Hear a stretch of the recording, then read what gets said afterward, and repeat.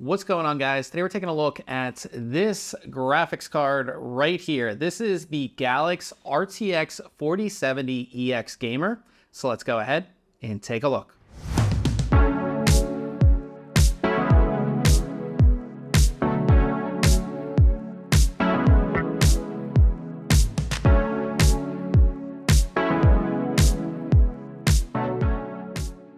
So first thing off the bat, this card is factory overclocked. So the boost clock on a normal RTX 4070 is going to be 2,475 megahertz. But here our boost clock is 2,535 megahertz. So a slight overclock on that GPU boost. As far as the size goes, when it comes to length, this card is 336 millimeters long. So definitely keep that in mind when you're choosing your case.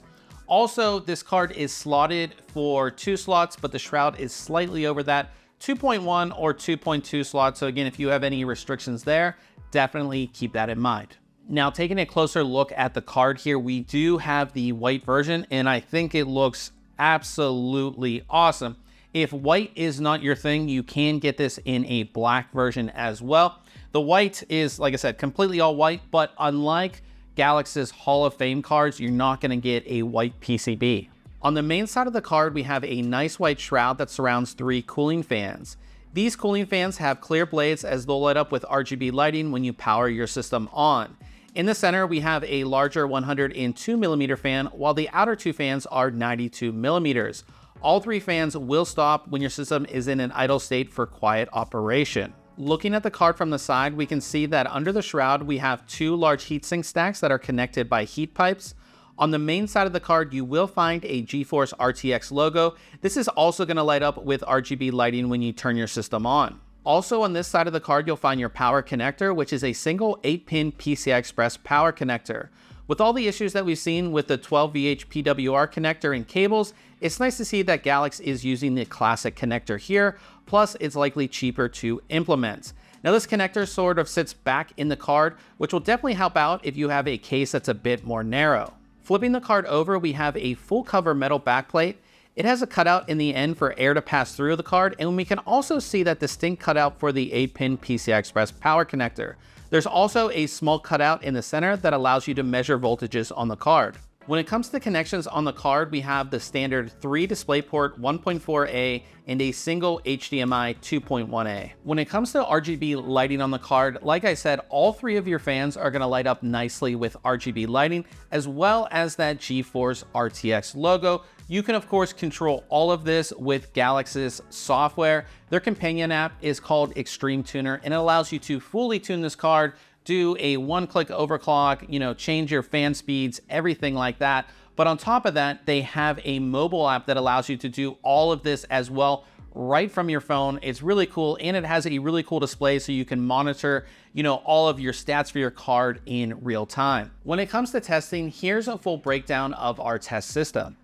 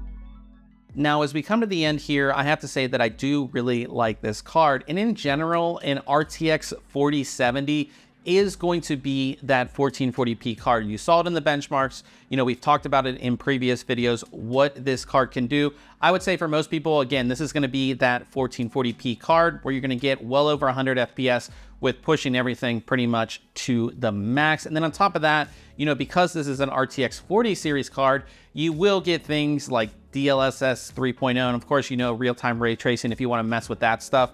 But as far as performance goes, again, 1440p is where I would say this card sits, and this card from GALAX is factory overclocked, so you will get a few more FPS in titles compared to like something that's running at reference speeds. Now, as far as like this card goes in general, one, I love it because it's white. I love white builds, and this card is going to look excellent in your white build. And then on top of that, you do get all of the RGB lighting on all three fans as well as the logo, so that's going to look awesome there as well. You do get that full cover metal backplate too that just looks excellent. And I am a huge fan that they put the classic 8-pin PCI Express power connector on there instead of the new one, so you get that there as well. And like I said, you have their companion app that works great, and you get the mobile app if you don't want to like minimize out of your game. So if you are looking for an RTX 4070 right now, this is probably one of the top ones on my list. I really like it that much, and you really aren't, you know, sacrificing anything, or like, I don't feel like anything's missing on this card. Now, I will have links below to our full written review on this card, so you can check out everything, including benchmarks and everything like that, and a link below where you can go ahead and pick this up. Now, if you have any questions about this card, go ahead and leave it in the comment section below. And if you enjoyed this video, I would appreciate it if you hit the thumbs up. We'll see you guys in the next video.